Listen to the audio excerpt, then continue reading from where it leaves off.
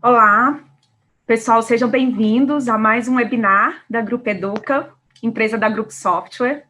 Eu sou a Camila Guimarães e é um prazer estar com vocês aqui nessa tarde para receber uma pessoa para lá de especial, que é o Alessander Mendes. Eu sou psicóloga e head de gente de gestão aqui da Grupo Software e é uma alegria imensa poder estar aqui para falar de um tema que é tão importante, que é cuidar, né, da nossa mente, nos mantermos motivados, saudáveis emocionalmente, mesmo que em momentos de incerteza isso se pareça um pouco mais difícil, né, que é o momento que a gente está vivendo. Eu queria trazer um pouquinho aqui de uma lembrança para vocês. Hoje, o nosso convidado especial é um professor. Vocês se lembram que a gente teve um professor que ficou super conhecido nas redes sociais, porque ele se prontificou genuinamente a segurar e a cuidar de um bebê de uma aluna enquanto ela assistia uma aula. Pois é, a gente vai ter a honra hoje de ter esse professor aqui com a gente, super simpático, que eu tive a honra de conhecer e conversar. Além de professor, é também advogado, palestrante, e já participou de vários programas, diversos programas, falando não só da sua experiência, mas também de um tema muito importante, que é a mediação de conflitos, né, que muitas vezes é necessária. Eu quero fazer um agradecimento aos nossos patrocinadores, né, que tornou possível esse momento aqui conosco, a realização desse bate-papo, que é o Com21, a nossa plataforma com a assembleia virtual mais completa do Brasil. Seja muito bem-vindo, professor Alessander. Para a gente é muito importante, né, é muito prazeroso ter você aqui conosco, tá? E antes de eu passar aí o bate-papo para você e que você possa interagir aí com o público aqui presente, eu gostaria de falar que quando a gente fala de mediação de conflitos, quando a gente fala de recomeçar nas incertezas, a gente não tem como deixar de falar de uma palavrinha mágica que nós dois gostamos bem, que é a empatia. E a empatia, né, tem um senso comum aí de achar que a empatia se traduz em simplesmente calçar o sapato do outro, né? A empatia é muito mais para além, porque calçar o sapato do outro, eu estou simplesmente tomando uma ação de sair de um ponto A para um ponto B, né? E a empatia é olhar para o outro e compreender o outro, não com o olhar que eu gostaria que o outro tivesse, né? Não com minhas crenças, meus julgamentos, né? Meu modo de ver o mundo, mas é olhar o outro com o olhar do outro. Então, eu acho que a partir desse momento que a gente começa a perceber a pluralidade que o ser humano as suas necessidades, o seu contexto, é quando a gente começa a compreender que cada um tem uma visão de mundo diferente. E aí, quando eu trouxe essa palavra empatia, me traduziu na sua ação, porque quando você, né, naquela aula, pegou o bebê da aluna e embalou no seu colo e continuou dando aula genuinamente, criando toda uma situação de segurança psicológica ali, você fez essa ação da empatia, né? Ao embalar a criança ali no colo, você simplesmente fez uma ação que é através do olhar do outro e não do seu olhar. Então, eu queria abrir essa discussão, te passando também essa percepção, que para mim a sua atitude traduziu perfeitamente o conceito da palavra empatia, né, que é ver o outro através do olhar dele mesmo, e dizer que a casa é nossa, sinta-se à vontade. No finalzinho, né, para todos vocês que estão participando conosco, a gente vai abrir para uma rodada aí de interação, de perguntas, de feedbacks e de percepções, e também podem ficar super à vontade para, desde já, no decorrer aqui do nosso bate-papo, já começar, né, a colocar algumas reflexões aí no chat aí, porque esse lugar é todo nosso. Podem, né, tanto os convidados ficar muito à vontade, e o professor também sinta-se em casa, tá? Seja bem-vindo. Prazer enorme estar falando com todos vocês aqui, especialmente com você, Camila, que você falou de uma forma muito gentil comigo sobre o que é empatia, mas, assim, se tem uma empatia também fantástica, a gente se falou por telefone, a gente se conheceu, né? Do mesmo jeito foi Laiane, que também foi o primeiro contato. Eu vou começar esse nosso encontro, esse nosso diálogo, dizendo que eu sou apaixonado pelos mineiros, né? E aqui no Piauí, as pessoas que trabalham comigo sempre que eu descubro algo, sempre que aparece uma coisa nova, eu começo a gostar, as pessoas mais próximas de mim têm uma frase que diz assim, vê se não é de um mineiro, né? Eu sou apaixonado por Milton Nascimento, eu gosto da literatura mineira, eu gosto da comida mineira, eu sou apaixonado pela história mineira, foi de Minas o grande projeto de desbravamento da história brasileira no final do século XVII, início do século XVIII. Minas Gerais resgata todo o processo histórico-cultural, religioso, político, né? Então, Minas tem alguma coisa diferente. Minas é um estado diferenciado. Eu sou encantado com toda a história de Minas, com toda a vida dos mineiros. E acho que estar aqui hoje, todo você que está aí nos assistindo, e se eu ficar muito à vontade, não acho que eu sou muito para frente, não. É porque eu me sinto realmente muito confortável quando eu estou tratando exatamente sobre Minas, com os mineiros, e principalmente com pessoas que estão nesse momento agora. Eu sei que você que está aí, a primeira coisa que você deve estar perguntando é assim, tudo bem, eu vou ouvir um webinar, mas eu tenho tanta coisa para fazer, são tantas adversidades, eu estou com a cabeça tão complicada, talvez eu assista 2 minutos, talvez eu assista 10 minutos, talvez eu assista 1 hora de web que a gente tinha pensado, tinha planejado. Eu quero dizer a você que está aí agora, e vou começar dizendo assim, eu queria abrir o nosso diálogo tratando sobre pandemia, sobre isolamento social, sobre o uso de máscara e, claro, sobre a questão da quarentena. Tudo isso nós temos vivenciado nos últimos 100 dias, 110 dias. O mundo, quando muitos jornais, muita imprensa diz, nós nunca vivenciamos algo parecido. Meu amigo e minha amiga, eu quero dizer a você que nós já vivenciamos, sim, historicamente, quarentena, isolamento, uso de máscara, nada disso é novo. No século XIV, só para você ter uma ideia, um historiador chamado Hilário Franco Júnior e o Jacques Le Goff, eles dizem que 1/3 da população europeia morreram com uma doença chamada de peste negra. A peste negra matou 1/3 da população europeia e alguns historiadores chegam a dizer que mais de 75 milhões de pessoas morreram com ela. A quarentena não surgiu com Covid, ela surgiu exatamente na peste negra. O distanciamento, o isolamento também surgiu com a peste negra, inclusive o mesmo distanciamento. A gente precisava ficar distante 1,5 metro. Pois bem, isso nós aprendemos exatamente com o estudo e a vivência da peste negra. Daí eu quero lhe dizer que tudo que nós estamos passando nesse momento, nessa hora, é o momento de o que a palavra que nos contamina é o que a gente chama de medo. Nós temos nesse momento 3 grandes medos. O medo de pegarmos a doença e morrermos, que é normal, que é natural. Uma doença que ninguém sabe qual é o reflexo que ela vai produzir no nosso corpo. O segundo medo é de saber que essa doença pode atingir entes familiares nossos e eles também podem partir. E nós não sabemos como é que eles vão reagir.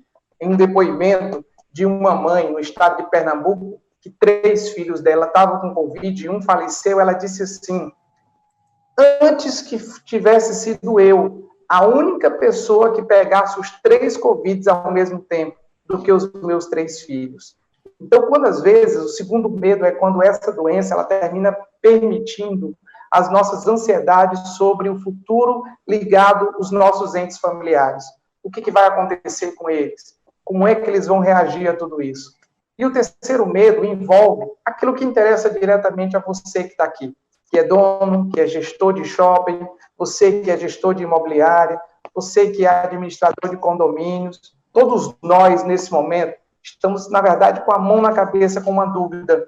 O que tudo isso pode provocar ao longo dos dias que virão? E aí eu quero confortá-los e, nesse momento, dizer que tudo que nós estamos passando, nós já passamos anteriormente. O século XIV, o século XV, o século XVI, até o século XVII, nós vivenciamos situações semelhantes ao que nós estamos vivenciando hoje. com uma diferença muito mais grave. A peste negra, ela era uma doença que você se contaminava em face da pulga do rato. Então, ela, diferentemente do Covid, o Covid veio das classes altas para as classes mais baixas. Ela é considerada uma doença rica, o Covid. E a peste não, a peste foi investida. Foram os grotões que levaram a doença em todos os lugares da Europa e que contaminou tantas pessoas. Por que eu estou começando esse nosso diálogo falando da peste negra? Para te dizer que esse momento nós vamos superar, que esse momento, essa adversidade, e aí eu uso a palavra do John Paul, que é um estudioso americano, que ele diz assim, nesse momento nós estamos em um conflito. E quando nós estamos num conflito, nós temos duas saídas. Ou nós vamos sucumbir com ela, e ela vai nos levar e nos matar, ou então ela vai ser um ponto de virada na nossa vida. Ou então esse conflito, ele até pode ser o fim, mas o fim de uma caminhada para o reinício de uma nova caminhada. Eu, particularmente, acredito na segunda análise de John Paul. Eu prefiro dizer que o conflito é o ponto de virada, é o momento em que se esgota uma própria relação de convivência, de sociedade, mas é o momento de renascer. Foi assim que aconteceu na Europa do século XV, quando houve-se o século XIV, o século de 75 milhões de pessoas mortas, mas o século XV foi o século do nascimento dos estados. O século XV foi o século de unificação dos feudos. O século XV foi o século das grandes navegações. Imagine, eu lembro como se fosse hoje, quando um cidadão navegante em Portugal estava às margens do rio do Tejo e que ele olhava para o Atlântico. E o que era que tinha a história do Atlântico? Monstros, era mares que sucumbiam, pessoas que morriam. O próprio Fernando Pessoa disse isso. Ó mar salgado, quantos teus sais são lágrimas de Portugal? Quantas pessoas não tiveram que morrer para que uma embarcação portuguesa saísse da Europa e chegasse até a América? Isso tudo nasceu no século XV. Veja que o século XV foi o século de suplantar as adversidades que sofremos no século XIV. Nesse momento, eu sei que você que está aí como gestor, como empregador, eu sei que você está, por exemplo, dirigindo shopping, com 100 dias, um empreendimento comercial parado. O que você está pensando? Você está pensando que talvez não resista a esse momento? Você está pensando, talvez, que esse momento é o momento de enxugar, é o momento de demitir, é o momento de fazer cálculos, e eu até concordo. Mas uma coisa, você não pode se furtar. Pessoas transformam pessoas. Gente transforma gente. Eu quero dar um exemplo a vocês, que eu, como mediador de conflito, eu fiz um divórcio certa vez. E nesse divórcio, a senhora, no meio da sessão de mediação, ela virou para o marido e disse assim, não vamos acabar não, vamos continuar. Eu amo, nós temos nossas filhas, eu acredito que é possível continuar. Ele virou para ela, olhou e disse, não, não dá mais. Não dá mais porque eu não gosto de você. Não dá mais porque eu não te amo. Não dá mais porque você é feia, porque você engordou. Porque todas as vezes que eu vou ter um ato sexual com você, eu tenho que lembrar de outras mulheres. Foi uma das sessões de mediações mais agressivas que eu presenciei. Foi muito violento com aquela mulher. Naquele momento, o que eu, como mediador, pude fazer imediatamente foi fazer os termos de mediação para encerrar aquilo ali. Ele, então, pegou o termo dele, foi embora, e ela simplesmente ficou perto de mim, colocou as mãos dela sobre os meus braços e disse assim, eu não sei se eu vou amanhecer amanhã vivo. Eu acho que todas as dores que alguém pode sentir no mundo, eu estou sentindo agora. E eu preferia que Deus me levasse. Quando ela saiu, eu fiquei muito preocupado com aquela senhora. E quebrando o protocolo de mediador, peguei o telefone dela, passei para um colega que é psicólogo, pedi que ele pudesse, de algum procedimento, ligar, convidar para ir à clínica. Eu tinha palestrado com um jovem que era coach, e esse cara, eu gostei muito dele, ele era muito simpático, eu também liguei para ele, e depois liguei para uma grande amiga, que era uma senhora de 82 anos, que venceu 3 vezes o câncer. E eu liguei para ela e pedi que ela ligasse para essa senhora. Os três, então, fizeram a comunicação com essa senhora. 7 meses depois, eu estava no mesmo local de sessão de mediação, quando uma porta se abre, e quando a porta se abriu, imediatamente a senhora pegou e disse que queria falar comigo, e eu fiz assim, eu disse, quando eu terminar aqui, eu converso com a senhora. Coloquei uma mão assim, dizendo que logo, logo falaria com ela. Quando terminou a sessão que ela entrou, roupa de academia, maquiada, cabelo novo, um dente lindo, que eu olhei e ela disse, você não está me conhecendo? E eu demorei para conhecer. Quando ela narrou a história, eu disse, claro que eu conheço a senhora. E aí, ela se transformou fisicamente, e ela disse, eu estou vindo aqui agradecer ao senhor por ter me ajudado, e eu sei que aquelas pessoas que me ajudaram foi o senhor que pediu. Então, eu quero dizer que eu estou muito satisfeito, muito feliz, e aí a porta entreaberta, quem entra? Entra o namorado. Rapaz, cabelo do Luan Santana para cima, corpo sarado de praia, um caba bem aplumado fisicamente. Quando ele entrou, que se abraçaram, eu digo, é seu? Ela, namorado. E na mesma hora, na minha mente, veio e disse, muito melhor do que aquele outro lá, mas eu não pude dizer nada, né? O mediador tem que ficar exatamente neutro nas coisas. Mas ele abraçou, e no gesto que ele abraçou, eu coloquei a mão no tórax dele e disse assim, ame essa senhora, ela precisa ser amada e ela merece ser amada. Na mesma hora, ele a beijou no canto superior facial, que é uma característica de que quando alguém nos beija acima, na altura da testa para cima, é porque essa pessoa não só gosta da gente, mas também ela tem um sentimento de proteção. Por isso que os nossos pais nos beijam na testa, os nossos avós, porque é um beijo carinhoso e protetivo. E eu percebi que aquela senhora estava tendo isso. Quando ela saiu, eu reuni todos os alunos na faculdade e eu disse, contei o caso, sem citar nomes, claro, mas eu disse, o que para muitos é o fim, para outros é o início. Eu só estou contando, né? O recomeço. Eu só estou contando esse caso para todos vocês que estão vendo, porque você que é empresário, você que é gestor, o que nós estamos pensando nesse momento é fim. É fim empresarial, é fim de empresas, é fim de mercado, é fim de relações interpessoais. O comércio vai quebrar, o comércio vai cair. Como é que nós vamos fazer? Nós vamos ter que demitir. Às vezes, tudo isso está acontecendo realmente. Mas para aquele que conseguir enxergar onde poucas pessoas conseguem olhar, eu volto ao século XV, aquele navegador português. Quem é que se lançaria ao mar hoje, se eu desse uma embarcação para qualquer um de vocês, talvez você não tivesse coragem de ir ao mar? Imagine um homem do século XV. E olha que nós temos GPS, e olha que nós temos o Google, e olha que nós temos tudo. Mas o medo termina sendo muito maior dentro das nossas relações do que as próprias certezas. Nesse momento pandêmico, eu costumo dizer que a gente tem 3 tipos de conflitos. Quando a crise pandêmica ela estoura, mas ela é distante, você tem ali a solidariedade.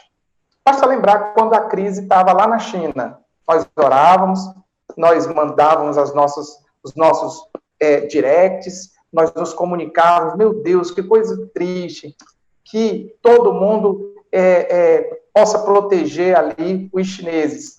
Esse é o momento da solidariedade, mas é quando a doença está distante. Quando a doença chega, a pandemia chega até a gente começa a ir para o segundo passo. Qual é o segundo passo? O segundo passo é o passo da culpabilidade. A gente começa a querer encontrar quem é o culpado. Por os chineses, é o governo, são os empresários, são os prefeitos, são os governadores, porque a gente precisa encontrar os culpados para exatamente desafogar essa responsabilidade que nós temos e para dividir as dores que nós sentimos.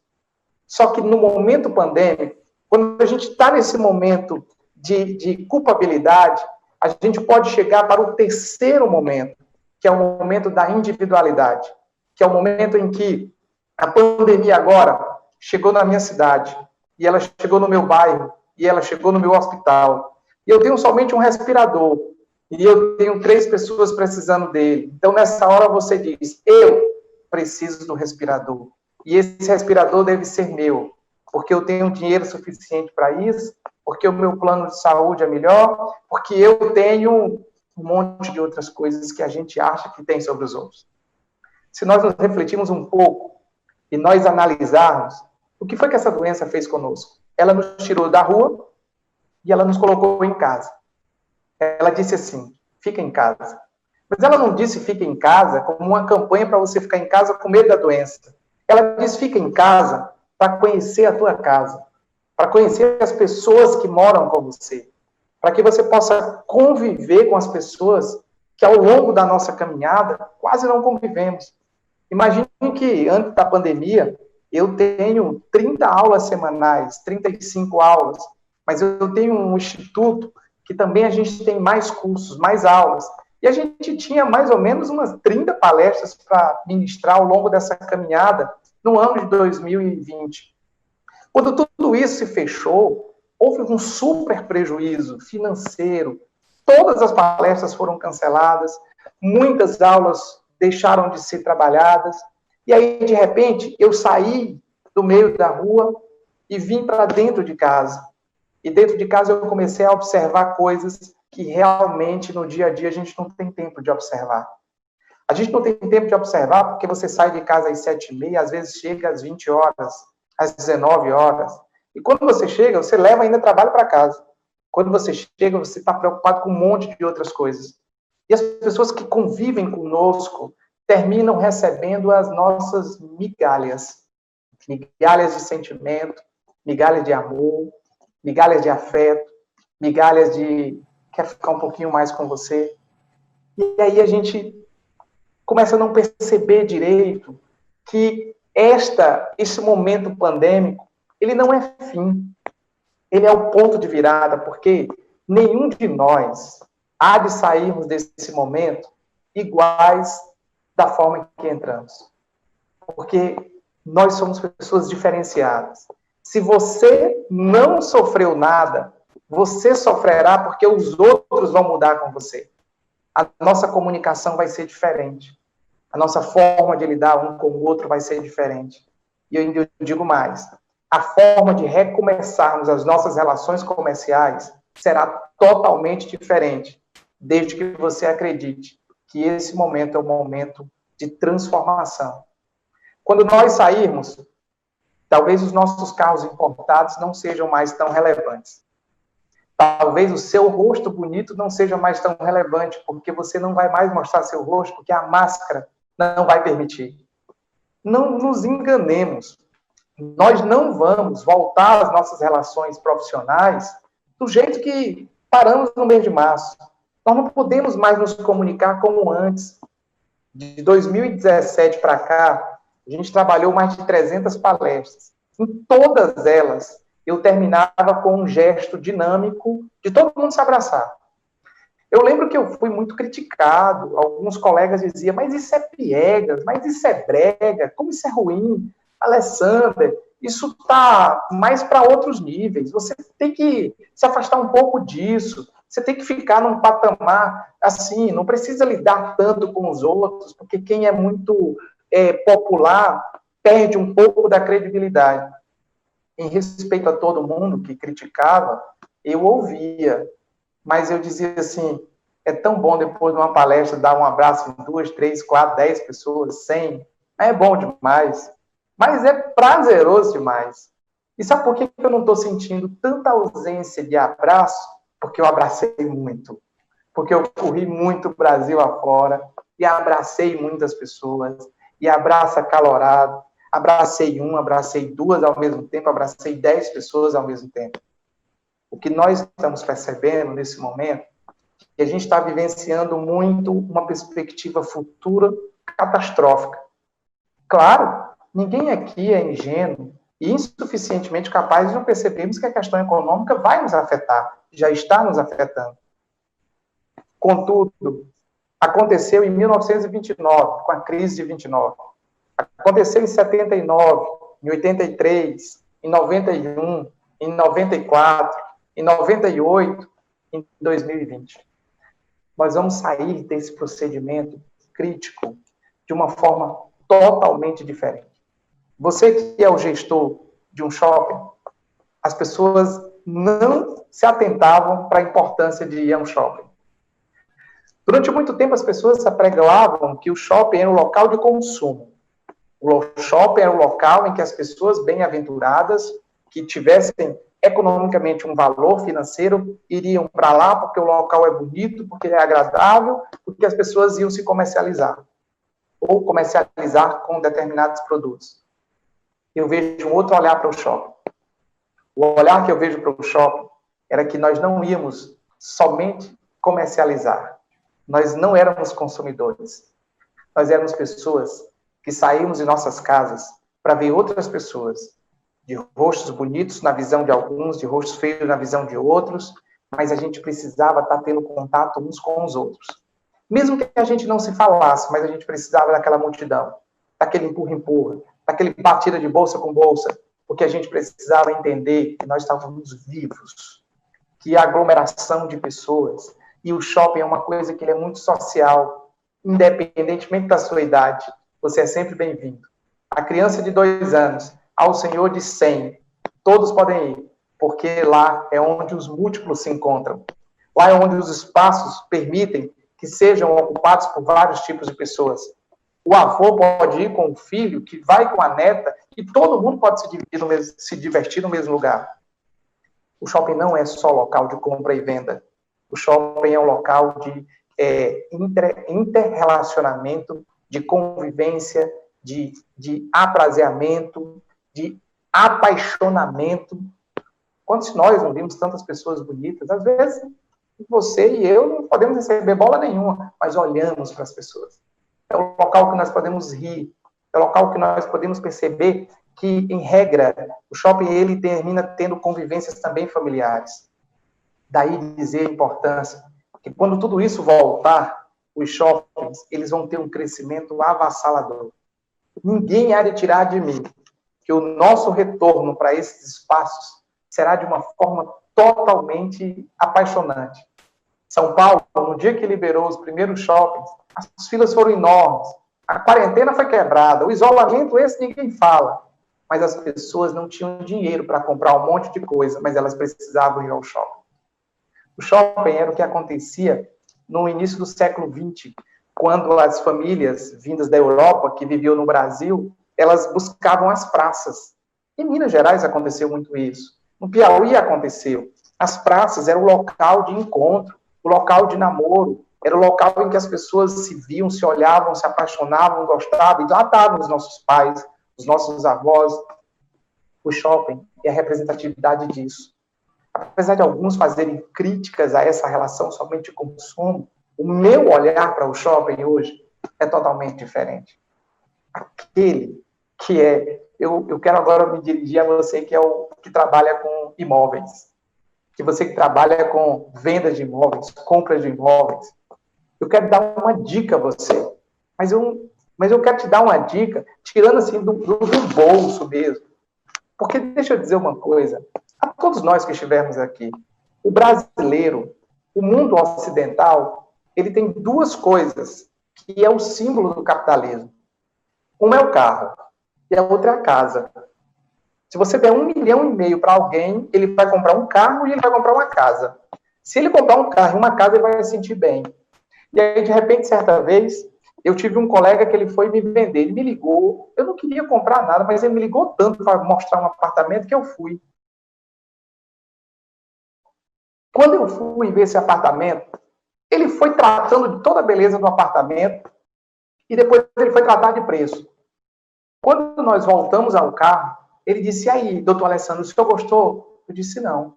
O senhor não gostou do imóvel? Não, não. Do imóvel eu gostei. Eu não gostei da forma que você me abordou. Eu não gostei da nossa comunicação. Você quis me vender um local que era um local chique, você quis me vender um local de gente rica, você quis me vender um local de que só moravam pessoas importantes, mas você não entendeu que quem trabalha com imóveis não aluga imóveis, não vende imóveis, você vende sonhos. Nós vivemos uma vida toda. Você, eu estou trabalhando, agora você também está aí. Todos nós trabalhamos para quê? Poupamos para quê? Para comprarmos um imóvel, para comprarmos a nossa casa. A casa é símbolo de sonho, de segurança, de estabilidade, de moradia, de família. Como é que você vai vender algum imóvel dessa natureza e você começa tratando do próprio imóvel? Trate de sonhos. Nós somos movidos a sonhos. Nós somos movidos a paixões. Nós somos movidos àquilo que nos faz bem, que nos faz felizes, satisfeitos. Eu fui dar uma palestra em São Luís e o avião era um pequenininho. A empresa que me levou para palestrar lá, mas o avião era muito pequeno. Acho que eram 8 lugares só. E esse avião entrou num vácuo e o negócio pegou. E a aeromoça, ela se amarrou todinha, de frente para a gente, e ela começou a chorar. Eu aqui com o meu colega do lado, eu disse assim, bem, se ela que entende está chorando, é porque o fim está chegando. Aí ele disse, Alessandro, você está vendo esse momento, tu está brincando? Eu disse, não estou brincando não, mas se for para cair e terminar aqui, vamos terminar pelo menos feliz. A outra senhora que estava do meu lado, ela pegou na minha mão, segurou, ela disse, meu filho, pelo menos fé você tem. Eu digo, tenho. Senhoras, mesmo que esse avião caia, a gente ainda não morre. Nós não vamos morrer. Claro que o momento foi tenso, eu fiquei tenso, fiquei preocupado. A turbulência passou e nós pousamos em São Luís. Quando nós pousamos, eu estava com a minha perna direita um pouco tremendo, mas era um tilt nervoso. Mas na hora, eu tive a tranquilidade de ter a certeza de que o fim, na verdade, o conflito como fim, ele nunca é o fim. Ele é sempre oportunidades que se constrói quando aquela embarcação, naquele desaguar, ele é impedido por algum tipo de entroncamento. Olhem para as águas, bote uma chuva e bote uma barreira. Veja que ela vai procurar um lugar. E se ela não encontrar, ela vai ficar batendo naquela barreira até abrir um espaço para que ela possa passar. E quando ela passa, ela vai abrir um caminho. Por isso que nós temos a frase, são as mais extraordinárias que eu acho. Nenhum homem banha ou mulher banha no mesmo rio por 2 vezes. Nem o rio é o mesmo e nem o ser humano, seja homem ou mulher, é o mesmo. Eu quero dizer a você que trabalha com condomínios, e aí, os últimos 90 dias, eu em média, sem nenhum tipo de modéstia, não vou ser modesto aqui, eu acho que nos últimos 90 dias eu devo ter lido aí quase 30, 40 livros sobre condomínios. A gente está lançando um livro sobre conflitos condominiais. O que eu visitei de condomínios, o que eu visitei diz, eu estou aqui, eu acho que nos 20 WhatsApps de condomínio. E eu quero dividir com você essa alegria, porque o condomínio é uma perspectiva que agora, já em 2025, nós vamos chegar a um patamar de quase 80% da vida será uma vida urbana, e uma vida urbana em condomínios. Imagine que aquela nossa visão aristocrática, colonial, aquele senhorzão que tinha aquela fazenda enorme, que tinha escravos, isso acabou. Isso não existe mais. Se contente com isso. Você vai ter o seu apartamento chique, que agora aí no sul apareceu um apartamento de 80 e tantos lugares, né? Uma coisa assim fantástica, andares, puxa, uma coisa apaixonante. E aí eu vejo muitas pessoas dizerem, vamos montar condomínios, vamos gerir condomínios, vamos administrar condomínios. E eu, numa dessas palestras aí, que foi num evento condominial, quando me levaram para a palestra, todo mundo falando, vamos gerir condomínio, vamos gerir isso, vamos gerir aquilo, e eu disse, gente, o apartamento 303, ele fala, ele toca a campainha do 304, o apartamento 1012, ele manda uma carta para o apartamento 1015. Eu queria fazer uma inquietação com vocês. E a minha inquietação é pedir a vocês que ninguém está gerindo condomínios. Nós estamos gerindo pessoas que moram em condomínios. A gestão é de pessoas. E essas pessoas estão dentro dos seus condomínios. Uma das coisas que eu percebi nesse tempo de quarentena, em toda a pesquisa que a gente fez, foi de que, às vezes, alguns síndicos cometem um equívoco. Ah, ele ali é o do 204. Chama ali o morador do 602. Nós não somos números. Nós somos pessoas. É o Alexander, do 1501. É a Bárbara, do 706. É o Antônio, do 204. Nós não podemos colocar os condomínios na frente das pessoas, senão nós vamos incorrer no mesmo erro que o Pereira Passos, prefeito do Rio de Janeiro, no início do século XX, correu. E qual foi o desfecho? A revolução. A grande revolução urbana, que foi a revolta da vacina. Eu quero dizer a você que em condomínios, eu dei um conceito de condomínio. Condomínio é um agrupamento de pessoas que não se conhece, não sabe de onde vem, mas por ter sonhos individualmente, com interesses econômicos equânimes, decidam comprar uma cota à parte para morar com alguém que você não conhece. Esse é o condomínio. E o condomínio é o momento de saber dividir, compartilhar. O condomínio é o momento em que você entende que você está só, mas nunca está sozinho.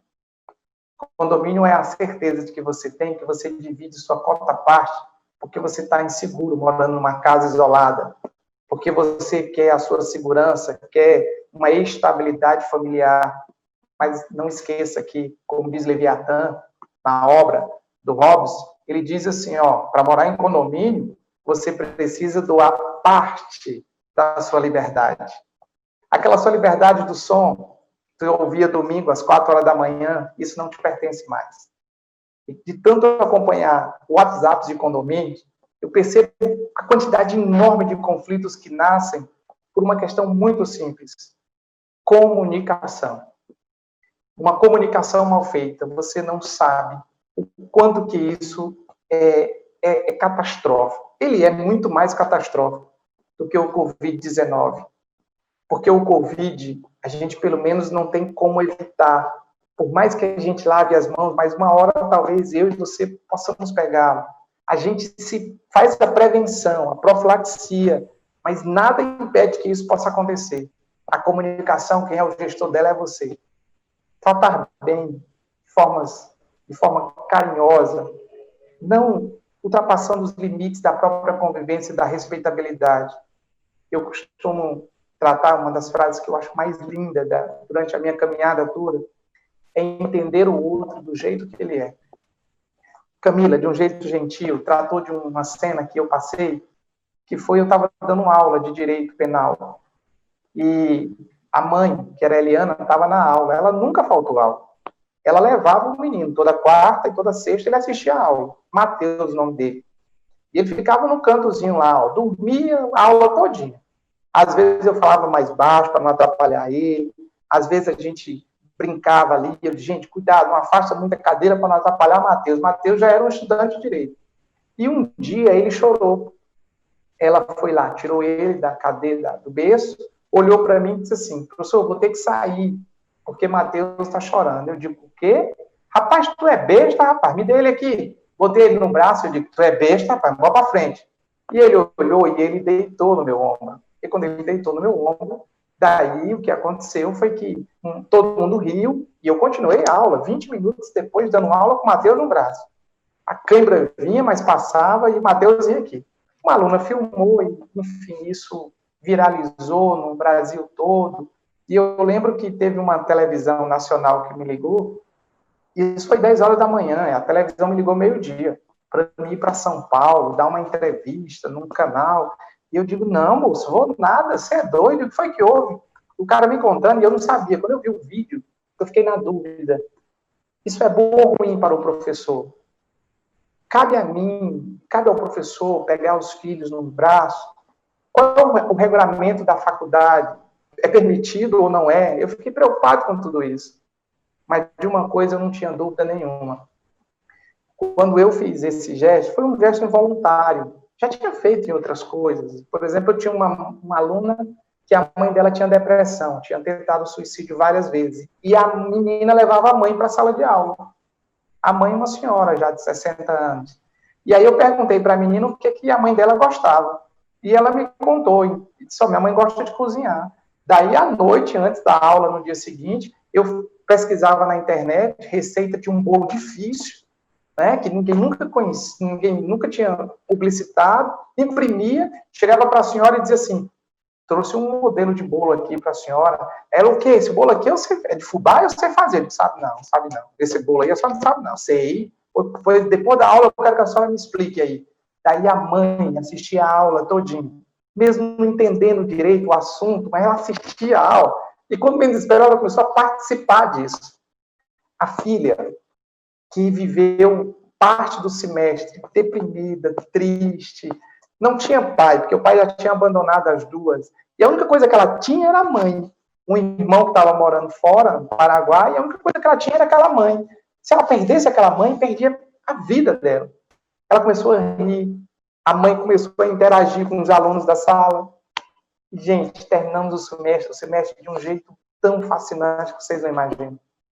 Às vezes a gente esquece de que lidar com pessoas é entender que as pessoas, elas têm emoções, que elas têm sentimentos, que elas têm preocupações. Claro que as preocupações de casa não devem ir para o trabalho e vice-versa, mas às vezes é difícil separar isso. Você que está assistindo aí, eu tenho certeza que você está apaixonado por alguém. Ou então já esteve apaixonado. Mas se essa pessoa não estiver retribuindo, você está sofrendo. Um amor platônico, um amor de uma via única, é ruim. Daí os nossos sentimentos, eles vão nos contaminando, eles vão nos bloqueando. Mas o que a gente não pode perder é a ternura de entender o outro. Na forma, no jeito, nas escolhas. Tem um sociólogo chamado Zygmunt Bauman. Eu adoro o Bauman. Eu gosto muito de Bauman. Porque o Bauman, ele diz assim... Sociedade líquida, né? Sociedade líquida, né, Camila? Mundo líquido. E hoje tudo é líquido, né? Tudo é líquido porque tudo é muito rápido. E o Bauman diz assim, quem nessa complexidade da vida não entender o outro, ele não vai ter espaço nessa vida.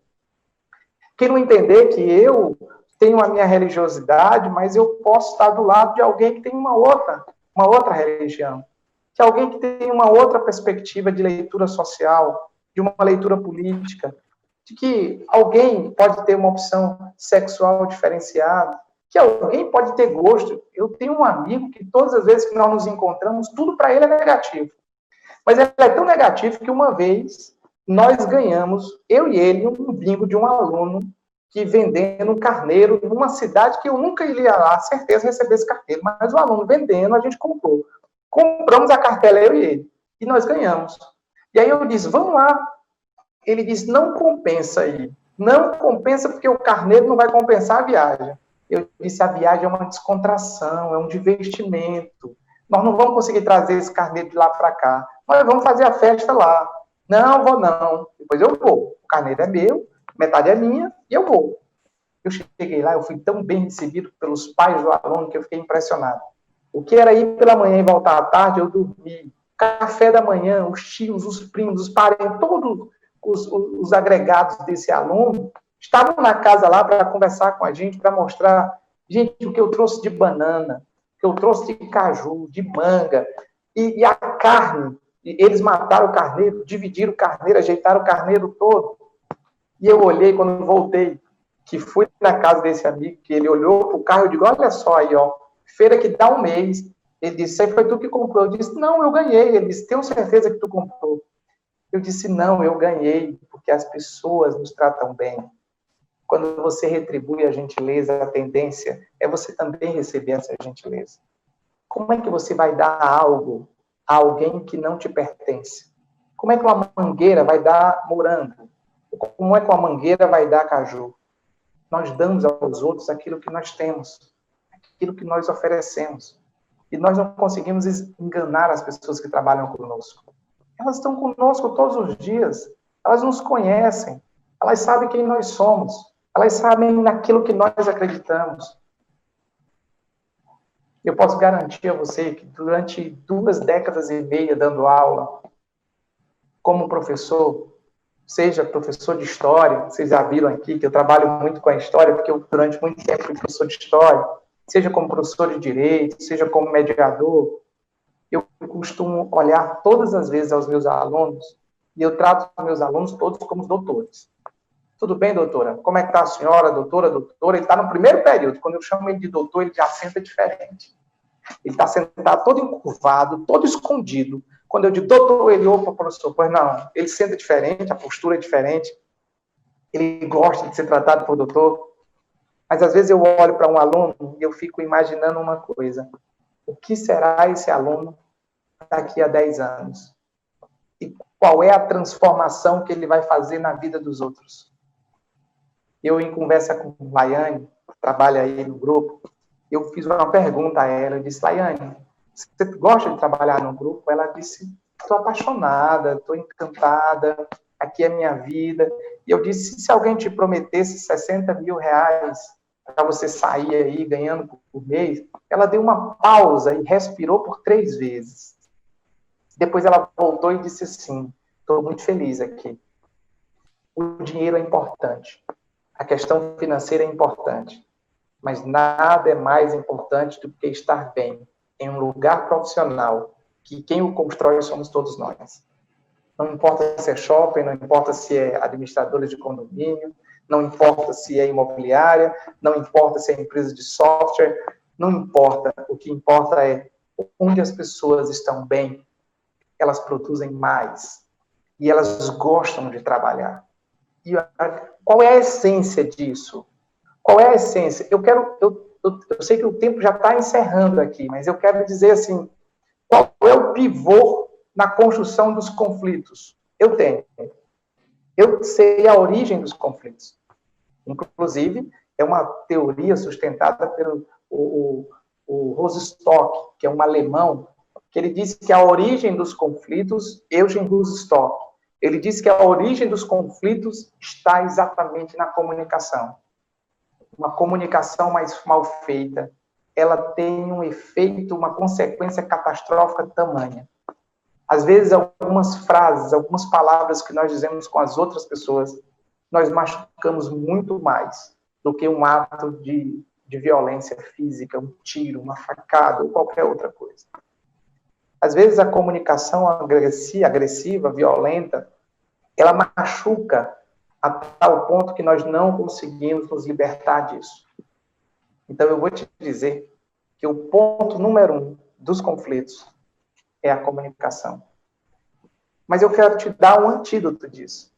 A comunicação, ela pode ser ressignificada, ela pode ser reconstruída, ela pode ser reinterpretada e ela pode ser perdoada. Se alguém me perguntar qual é o melhor jeito de viver hoje, eu vou te dizer, perdoe. Olá, pessoal, a gente está voltando aqui novamente, né? A gente estava nas nossas considerações finais, mas terminou tendo aí uma queda normal. Mas está todo mundo já me vendo direito? Camila, cadê você? Estou te vendo normal, tá me vendo? Ah, pronto, agora estou vendo então, estou vendo. Ah, bom. Então agora tá tranquilo aqui, agora a gente está vendo, né? A gente tem só, agora que eu estou observando aqui, tem um retornozinho para o YouTube. Mas então, a gente só estava fechando as nossas considerações finais, que trata as nossas considerações finais exatamente, eu disse, qual é a grande causadora dos conflitos? E eu disse que é a comunicação mal feita, uma comunicação violenta. Qual é um grande antídoto para essa comunicação mal feita, para esses conflitos? E eu havia dito que era o perdão. Eu quero, talvez, dar um conceito de perdão, talvez você não esteja acostumado a ouvi-lo. Porque imaginemos que Camila me faça algo. Camila me disse alguma coisa que eu não gostaria de ouvir. Então, o que acontece é que a Camila me diz e vai embora. E eu fico aqui, sofrendo, chateado, revoltado, muitas vezes pensando, inclusive, a revidar esse ato de agressão que a Camila fez comigo.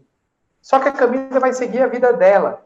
E o depósito do ódio, do rancor, do revidar, da violência, está em mim. E ele está me alimentando e se alimentando de mim. Então, no momento em que eu decido perdoar, é o momento em que eu tiro esse sentimento de mim e entrego ele para o universo, para o mundo. O perdão é símbolo exatamente de libertação. Mas engana-se que quem pensa que o grande beneficiado do perdão é aquela pessoa que é perdoada. Na verdade, não. O grande beneficiário do perdão é aquele que perdoa, porque é aquele que tira a cangaia dessas costas e diz que não quer mais ficar com ela. O perdão significa libertar-se de sentimentos que nos aprisionam. Isso não quer dizer que você vai esquecer o que a pessoa fez e nem tampouco ter que conviver com ela. Mas é necessário que você retire todo esse ancoro que está cercando você e que impede você de ser feliz, impede você de olhar para o mundo, de ver as pessoas de um jeito extremamente transformador. Eu acredito no ser humano, eu acredito nas pessoas, e eu acredito na convivência afetiva, afetuosa, prazerosa, e simplesmente, com toda honestidade, eu acredito que aquelas pessoas que cometeram alguns equívocos na vida, elas tenham plenamente o direito ao perdão e de poder recomeçar. Eu estou muito feliz em estar falando com vocês, dialogando, é meio que um monólogo, né? Mas fiquei muito feliz em estar aqui. Estou muito contente com o grupo Educar, estou muito contente de ter conhecido, estou aqui na frente com Camila, feliz de ter conhecido Laiane, agradecer ao Janine, que está nos auxiliando aí em toda essa parte técnica, conheci ele hoje, ele que já inclusive não sabe, mas já vai ter aumentos salariais aí por esse trabalho brilhante dele. Então, eu quero dizer a você o quanto é bom a gente entender o outro, conviver com o outro e aprender com o outro. Eu vou encerrar essa primeira parte aqui dando uma diferença entre lembrança e saudade. Lembrança é tudo aquilo que vivenciamos em momentos anteriores. Momentos bons e ruins. Saudade são momentos passados que o presente já não nos permite mais viver. Há essa grande diferença entre lembrança e saudade. Eu vou preferir viver eternamente com as minhas saudades. Gente, grande abraço. Estou à disposição de vocês, estou à disposição de Camila. Estou vendo aqui agora no YouTube um monte de perguntas aqui na lateral, mas sintam-se à vontade. É um prazer enorme estar aqui nesse bate-papo, nessa quinta-feira à tarde, dialogando com todos os gestores, coordenadores, proprietários. E eu acho que é fantástico a gente entender, ouvir. Hoje vocês ouviram, mas quando eu estou frente a frente, eu gosto também de ouvir, entender. As pessoas falam tanto, mesmo quando elas não dizem nada. Doutora Camila, é com a senhora. Joia. Vou dar uma pitadinha aqui um pouco, professor, sobre tudo que você trouxe de tema aqui, pelo olhar um pouquinho da psicologia, e eu iria fazer um resgate em 3 abordagens, antes da gente abrir aqui para interação, para o pessoal perguntar. A primeira, na psicologia, a gente tem a filosofia ali muito como base na nossa formação. Então, quando você falou sobre a crise, e a forma como cada um nomeia a crise, e do passado, do que aconteceu no passado, me remeteu sobre o mito da caverna de Platão, a alegoria da caverna. Às vezes, alguns que estão aqui participando com a gente vai falar, nossa, eu me recordo desse mito que foi contado. Para quem não se recorda, eu vou falar aqui também, para entender um pouquinho, mas o mito da caverna de Platão, ele traduz exatamente a realidade que a gente está vivendo hoje, da incerteza, porque o difícil hoje não é lidar com a crise. Talvez o que atravessa todo mundo é lidar com a incerteza, porque o ser humano, psicologicamente, ele busca a certeza, a previsibilidade, tudo aquilo que tira desse eixo de equilíbrio causa um desconforto. Então, o mito da caverna, para quem não conhece, as pessoas estavam amarradas em um fundo escuro de uma caverna, todas as pessoas voltadas para a parede dessa caverna, elas nunca saíram de lá, nem viram a luz do sol, e tudo que elas conseguiam ver e perceber eram imagens projetadas na parede da caverna através da luz de uma fogueira, essa fogueira que ficava atrás delas. Era uma espécie de uma imagem meio que cinematográfica, que mostrava a sombra dos animais, das pessoas, das plantas e objetos. Imagens essas que eram projetadas de fora da caverna. Os habitantes da caverna, eles ficavam fascinados com as imagens que acabam por crer que a sombra era a realidade. Então, eles olhavam para aquela sombra na parede, projetavam e falavam, essa é a realidade. De repente, a gente tem um prisioneiro que consegue se libertar e ele começa a subir para fora da caverna, ele escala a caverna.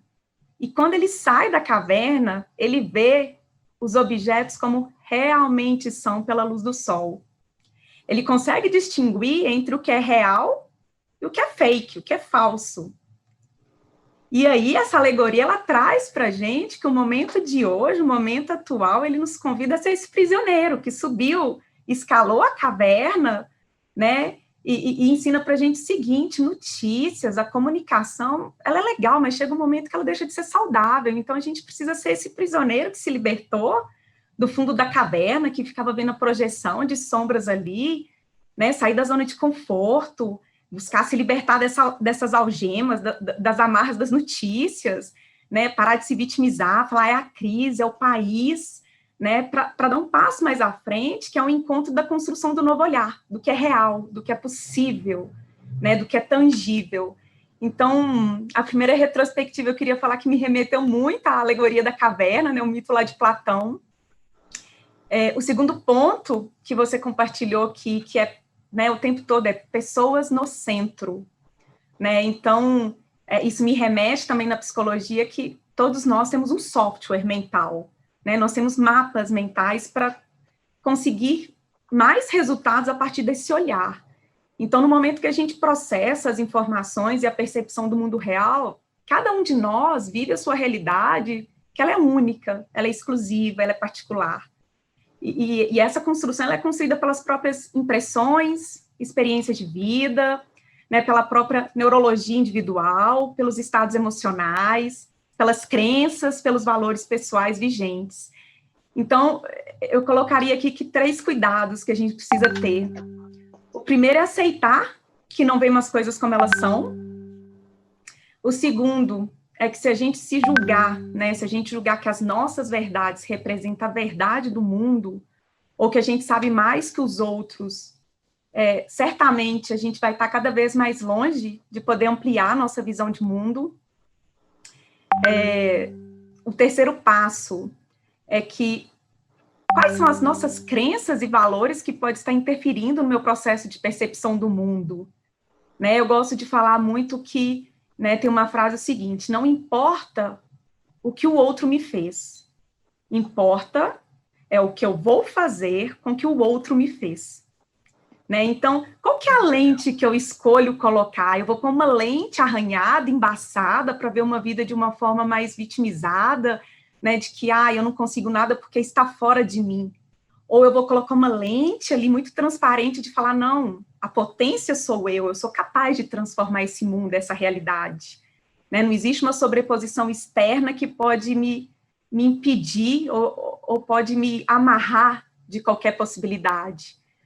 Então, eu gostei muito, né, quando você trouxe essa questão das pessoas no centro. Eu acredito, não só porque como psicóloga, mas eu acredito como indivíduo, que a potência está nas pessoas, e as pessoas são capazes de movimentar o mundo com paixão, né, porque eu acho que a palavra por trás disso é se a pessoa descobre a sua paixão e ela canaliza energia para aquilo, nada segura, né, não tem amarra para impedir.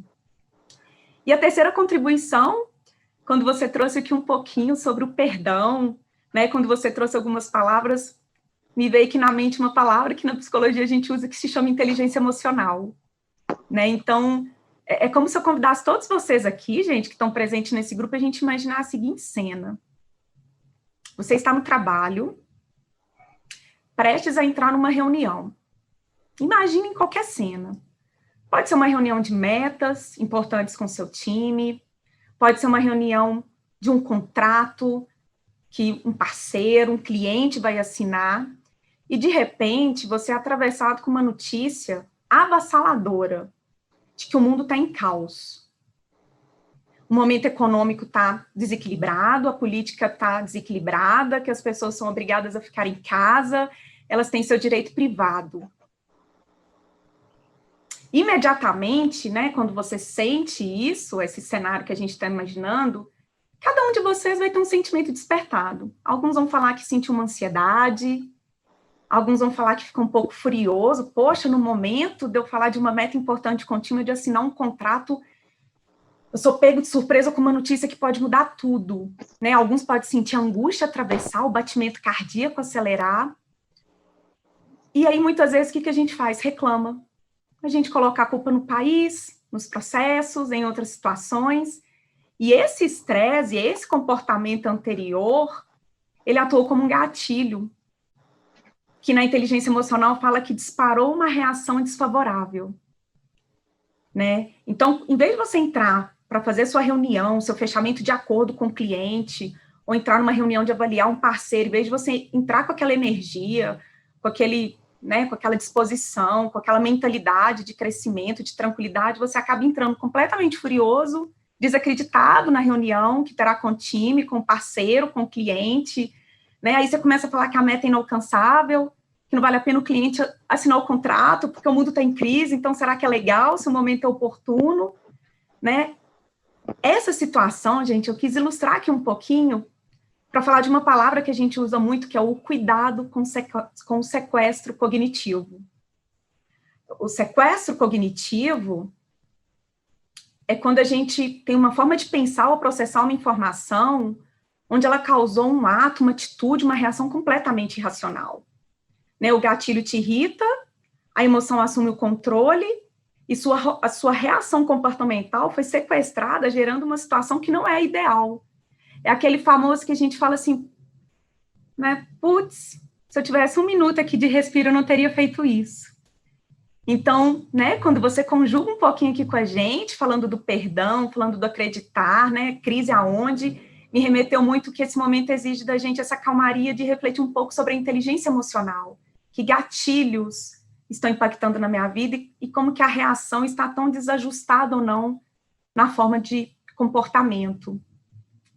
Então, são os 3 pontos, né, que eu queria falar: pessoas no centro, inteligência emocional e o mito da caverna, porque eu acho que traz um pouquinho essa contribuição, essa percepção do que a gente falou aqui, que é aquela questão assim, gente, errar é necessário, faz parte do aprendizado, mas a gente tem uma questão sempre, peraí, como que eu quero reverberar para o mundo, né? E lembrar sempre dessa frase, não importa o que o outro fez comigo, importa é o que eu faço com o que o outro fez comigo.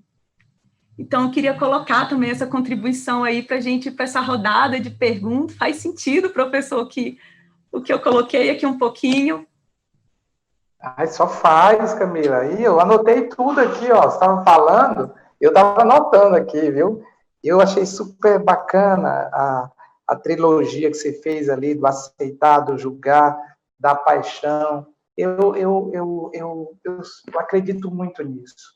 Eu acredito nas pessoas. Eu acredito que as pessoas podem ter segundas oportunidades.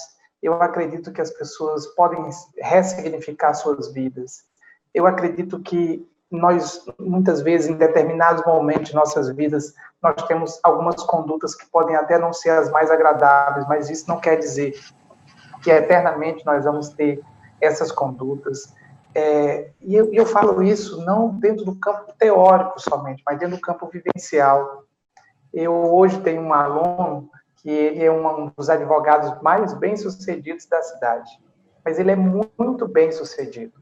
Ele é brilhante, ele é apaixonante, ele tem muito conhecimento, ele é incisivo, mas poucas pessoas sabem da história dele, de que quando ele foi meu aluno no ensino médio, eu conto isso porque ele me autoriza, inclusive me autorizou a postar isso no livro, quando ele foi meu aluno no ensino médio, eu era diretor de uma escola e me chamaram às pressas para retirá-lo de sala, porque ele estava dentro da sala de aula para agredir o professor e o professor agrediu.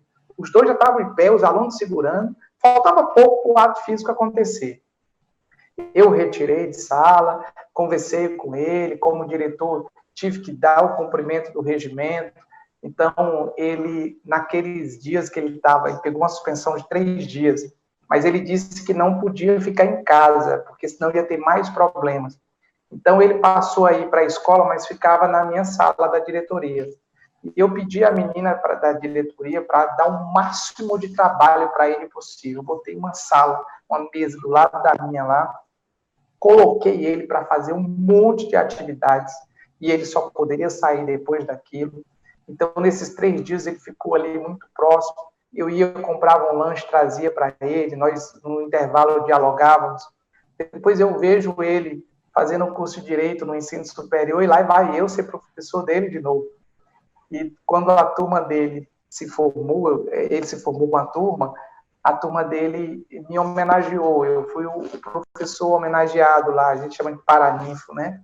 E eu, no meu discurso, eu pedi que ele levantasse. E eu pedi que ele levantasse porque eu queria dizer o quanto que o ser humano se ressignifica todos os dias e o quanto que ele ia ser uma das maiores autoridades jurídicas do nosso Estado, que hoje é. Era exatamente esse gatilho que você falava, né, que você falou. A inteligência emocional era bastante afetada, os gatilhos estouravam com muita facilidade e a reação violenta sobre as pessoas era muito comum. Quando ele aprendeu a lidar com isso, ele se transformou em uma outra pessoa. Aqui do meu lado, não sei se dá para vocês verem no fundo, dá para ver isso. Eu vou ajeitar aqui. Aqui é um quadro.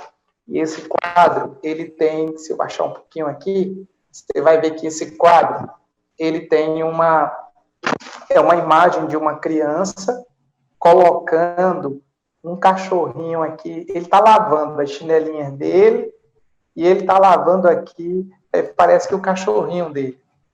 Daí esse quadro, eu fui numa loja em Teresina e quando eu vi esse quadro, tinha um nome vendido aqui. Mas por causa do animal, que é o cachorrinho, eu fiquei tão encantado que eu disse, minha senhora, você não quer vender esse quadro? Não, já está vendido. Eu disse, mas e por que o dono que comprou não levou? Ele disse, não, mas ele está voltando para pagar. Eu deixei meu telefone. Caso ele não compre, eu vou comprar esse quadro. E eu comprei esse quadro por causa daquele animalzinho, do cachorrinho que está ali. Daí eu aprendi a gostar das pessoas e de tudo que as pessoas gostam. Aqui a minha vizinha, ela não tem filhos, mas ela tem uma cachorrinha, que é a Laura. Todas as vezes que eu chego, eu cumprimento a Laura, eu trago uma coisinha ou outra para a Laura, e eu percebo quanto que essa minha vizinha passou a ter empatia comigo, exatamente por causa dessa convivência com aquilo, das coisas e as pessoas, e os animais e os objetos daquilo que nós gostamos. Então, eu acredito que a gente precisa olhar para o outro, a gente precisa entender o outro, a gente precisa aceitar o outro e, acima de tudo, apostar. Apostar com bastante segurança de que nós iremos fazer um ponto de virada nesse momento circunstancial que estamos vivendo. E vocês vão acreditar. Deixe os shoppings todos abrirem, deixe o mercado voltar e nós vamos ser divisor de águas no mundo ocidental. O Brasil há de ser um dos países que vai sair mais rápido dessa crise, porque o que nós temos de melhor no Brasil é o brasileiro. Gente, estou à disposição de vocês, ratifico a alegria, e caso alguém queira fazer alguma pergunta, agora eu estou com o chat aqui aberto também no YouTube, então fique à vontade, Camila, todo mundo, é um prazer enorme ouvir, ver, eu já vi aqui um comentário dos colegas, fiquei muito feliz com os comentários, estou à disposição. Ok, a gente tem um pouquinho de delay entre a nossa fala e a ida lá no canal, né, da transmissão, então, enquanto chega para o pessoal aí que as perguntas podem, né, chegar aqui para serem respondidas, a gente vai dando uma olhada aqui, né, nos comentários, então, muita gente falando aqui, professor, com essa delicadeza mesmo, né, a forma de lidar, com o olhar, né, gentil mesmo pelas pessoas, então, o pessoal dando os parabéns aqui, né, por essa forma de conduzir, né, o pessoal aqui falando que sentir bem no ambiente em que a gente convive não tem preço, né, trouxe um pouquinho aqui sobre a sua sensibilidade, que é sensacional, né, sabe as palavras, né, um momento de tarde aí gratificante. Vamos ver o que está chegando aqui. Eu gostei do Paulo Moraes lá, né? Paulo Moraes lá botou assim, nós estamos sendo reprogramados. Aí lembrou do Chaplin, né? Frase do Chaplin lá. Legal, Paulo. Legal, Pamela. A Pamela, a Luciana. Iroclê, né? Olha que nome bacana. Fernanda, Evaldo. Legal, a turma tá mandando as mensagens aí. Enquanto vai chegando aqui, a gente espera aqui, eu acho também que é aquela coisa, né, professor, eu falo que no momento que a gente vive, a gente transmite o que a gente sente, né, e não tem como transmitir além da paixão se a gente não sente, né, e é legal o pessoal tá percebendo isso, porque o intuito desse bate-papo é muito mais passar essa energia de acreditar, de confiar no potencial infinito, né, nas possibilidades, na potencialidade que o ser humano tem, né, do que deixar se atravessar pelo dia a dia, que às vezes ele nos devora mesmo, né, eles não consomem. Então, é legal, o pessoal tá dando esse feedback aqui. O Vicente falou ali que foi uma recarga na bateria, né? Sensibilidade extremamente fora da curva. Eu queria fazer uma indicação também, gente. Olha, essa aqui é uma obra de Jean Lemot, que é um francês, e que ele trabalha a história do medo no Ocidente. E parte da nossa palestra hoje, quando a gente tratou, por exemplo, da Idade Média, quando a gente tratou aí da discussão da peste negra, a gente pegou tanto a obra dele como a obra do Hilário Franco Júnior e a obra do Jacques Le Goff. E também, assim, queria fazer 2 outras indicações também, né? Aquele que quiser fazer uma leitura um pouco mais detalhada, começa lendo Bauman, chamado Identidade. Bauman, com essa obra dele, Identidade, é fantástico, ele vai discutir o que é identidade, o que é pertencimento, muito legal. E para aqueles, assim, que querem entender um pouco mais também a questão política, que tal a gente ver o Debord, que vai tratar sobre a sociedade do espetáculo. Ele é um crítico ferrenho sobre essa questão do comportamento da sociedade, como a imprensa trabalha. Eu achei eu estou aqui, agora que eu estou vendo aqui, né, 2 franceses aqui no meio do polonês, mas muito legal. Então, essas obras a gente indica aí a você, caso você também tenha um interesse em fazer uma leitura um pouco mais detalhada, né? É um prazer enorme. Legal. A gente tem um livro também muito legal, né, falando de leitura aí, para compartilhar também com todo mundo. Tem um livro chamado Oportunidades Disfarçadas. É um livro sensacional. Ele traz um histórico de cases de que deram errado, né, na percepção da pessoa, elas acharam que fizeram algo que não deu certo e que foi uma inovação na vida das pessoas, né? Então o livro traz aquele macarrão de piscina, né? Traz o próprio post-it, que ele veio de um intuito com objetivo e o pessoal achou que tinha dado errado e na verdade o post-it é algo que pegou. Então é um livro muito legal também que eu indico aí, chama Oportunidades Disfarçadas, é um livro do Carlos Domingos. É um livro aí para nesses momentos as pessoas se inspirar também em perceber que a oportunidade vai estar ali, do seu lado, né, e acreditar, né, eu acho que a gente fecha a noite aí embalada aí com a palavra acreditar, né, professor?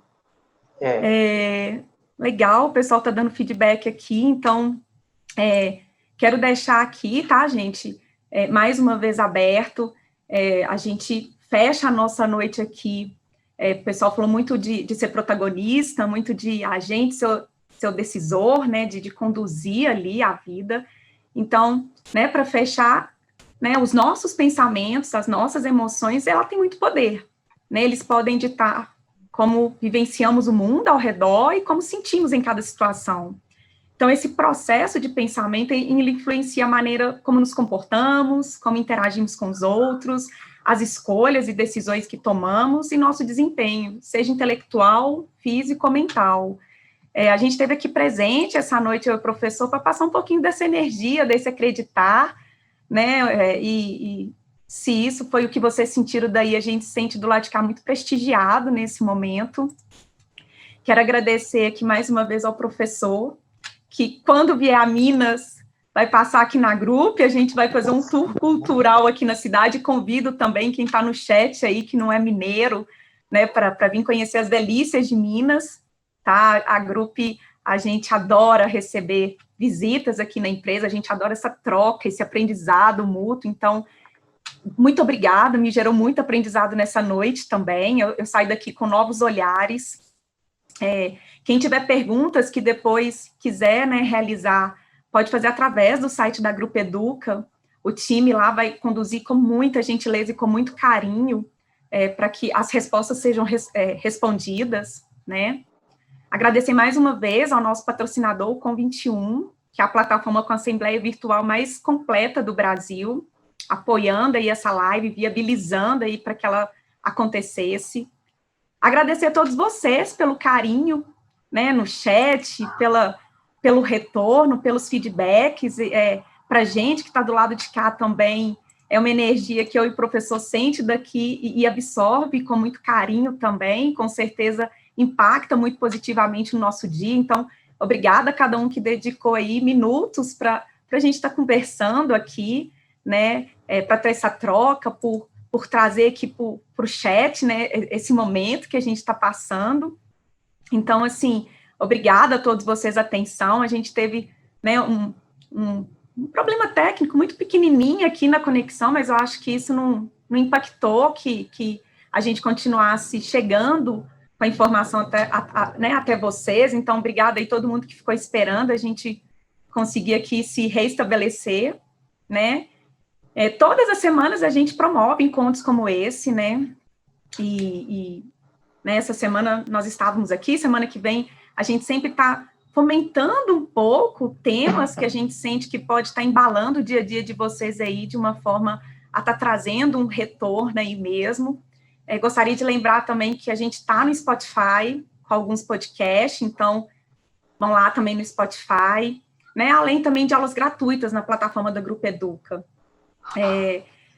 A gente quer também pedir, né, para seguir a gente nas redes sociais, então, a gente tem, né, o LinkedIn, o Instagram, o Facebook, a gente tem vários canais de comunicação, segue a gente lá, né, dê uma palavrinha para a gente, dê um feedback, fala o que vocês gostariam de ver aqui, nesses momentos de encontro, qual que é a temática, qual que é a narrativa, né, o que a gente precisa fazer também para cada vez mais trazer um webinar que atenda aí a excelência aí para vocês, daí esse feedback para a gente é muito importante também, essa troca.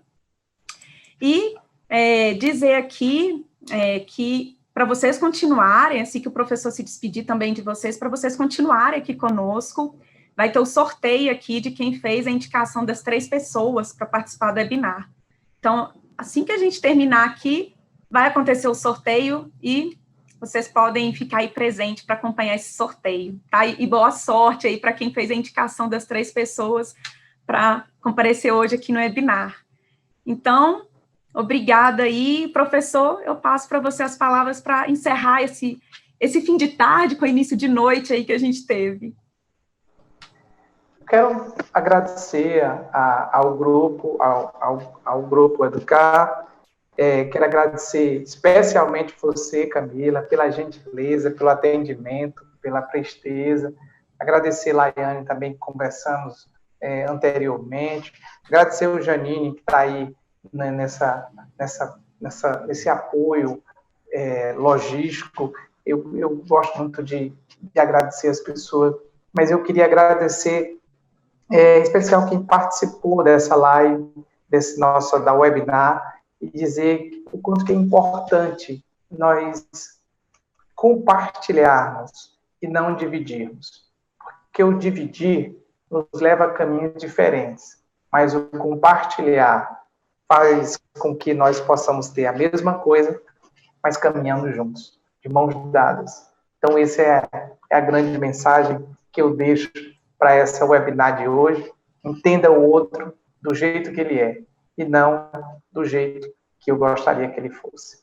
Grande abraço, gente. Sucesso a vocês, e espero que a gente se encontre em outros momentos, aí em Minas, aqui, em outro lugar, qualquer lugar a gente vai estar à disposição. E torcendo sempre para essa empresa crescer mais, e agradecer também ao grupo, né, a empresa que organizou aí, que agora é o Com21, não é isso, Camila? Com21. É o nosso patrocinador, Com21. Nosso patrocinador, Com21. Também agradeço quem patrocina esses eventos, patrocina a cultura, que patrocina a interação e que patrocina relacionamento.